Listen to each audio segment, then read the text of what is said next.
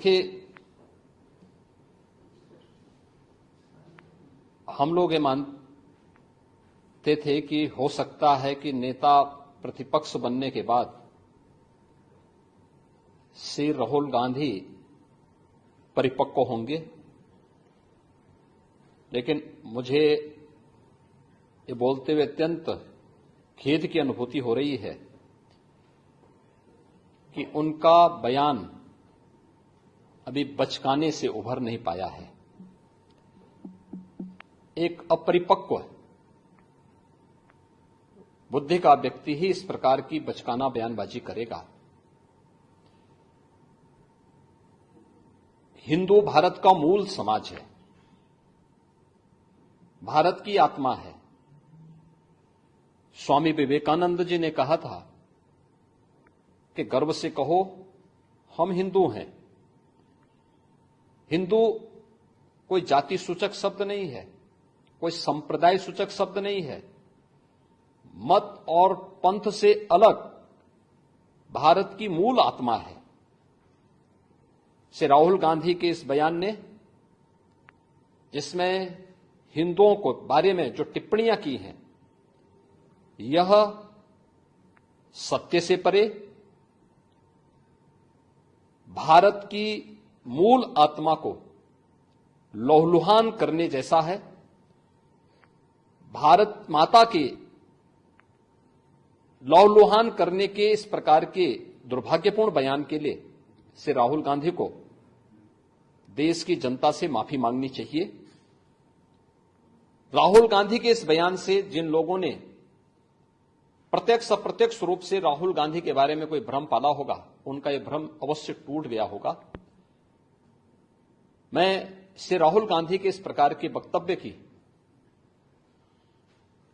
निंदा करता हूं और कांग्रेस पार्टी से कहता हूं कि वह श्री राहुल गांधी से भारत की जनता से माफी मांगने के लिए कहें। सर, एक और बयान उन्होंने पार्लियामेंट में दिया राहुल गांधी जी ने। उन्होंने कहा कि अयोध्या का नाम लिया और उन्होंने अयोध्या में जिस तरीके से विकास के नाम पर लोगों का यहाँ तोड़फोड़ की गई, अतिक्रमण किया गया, उनको मुआवजा नहीं दिया। आप किस तरीके से देखते, कितना सत्य से परे है उनका? देखिए, राहुल गांधी के दोनों बयान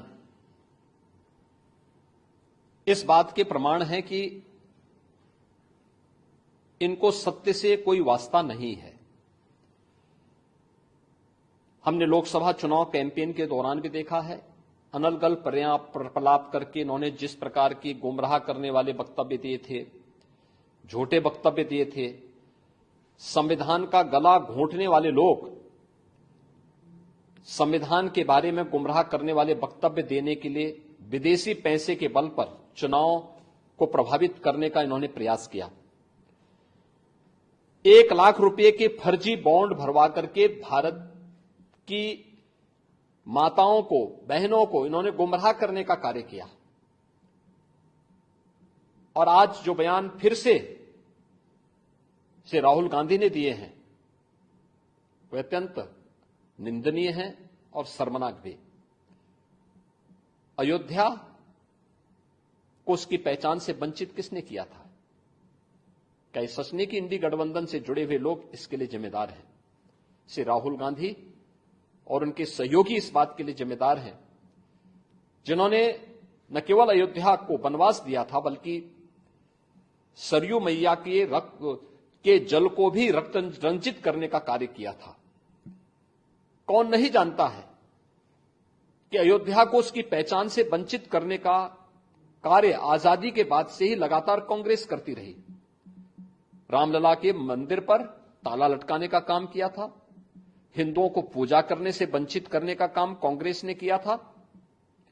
और आज जब अयोध्या अपने वैभव की पुनर्स्थापना के लिए फिर से पूरी दुनिया को अपनी ओर आकर्षित कर रही है, तो कांग्रेस कैसे इसको अच्छा मान सकती है?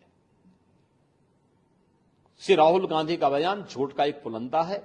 सच्चाई यह है, अयोध्या के अंदर 1733 करोड़ रुपए केवल मुआवजे के रूप में अयोध्या वासियों को प्रदेश सरकार ने उपलब्ध करवाए हैं, चाहे वह भक्ति पथ हो, राम पथ हो, जन्मभूमि पथ हो, चाहे वह एयरपोर्ट के निर्माण का हो, चाहे वह 14 कोसी परिक्रमा के मार्ग का हो, एक एक वहां के नागरिक को, जिसके नाम पे जमीन थी, जिसके नाम पे दुकान थी, जिसके पास दुकान का पोजीशन था, उन्हें प्रॉपर कंपनसेशन दिया गया। प्रॉपर कंपनसेशन देने के साथ ही जो दुकानें थी, जो अपने पीछे दुकान बना सकते थे, उनके लिए उस प्रकार की एफआईआर में छूट दी गई। जिन लोगों के पास उस प्रकार की स्पेस नहीं थी, उनके लिए मल्टी लेवल कॉम्प्लेक्स बना करके वहां पर उन्हें शॉपिंग कॉम्प्लेक्स में उन्हें स्थान देने की कार्य को आगे बढ़ाया गया। श्री राहुल गांधी के बयान सत्य से परे हैं, झूठ का एक पुलंदा है। उत्तर प्रदेश और अयोध्या को बदनाम करने की साजिश है और भारत की छवि को, अयोध्या धाम की छवि को दुनिया के अंदर खराब करने की अपनी उस मानसिकता का हिस्सा है जो एक्सीडेंटल हिंदू लगातार आजादी के बाद से करते रहे हैं। लेकिन इसका जवाब समय आने पर अयोध्या की जनता भी और देश की जनता भी कांग्रेस पार्टी और इंडी गठबंधन को देगी।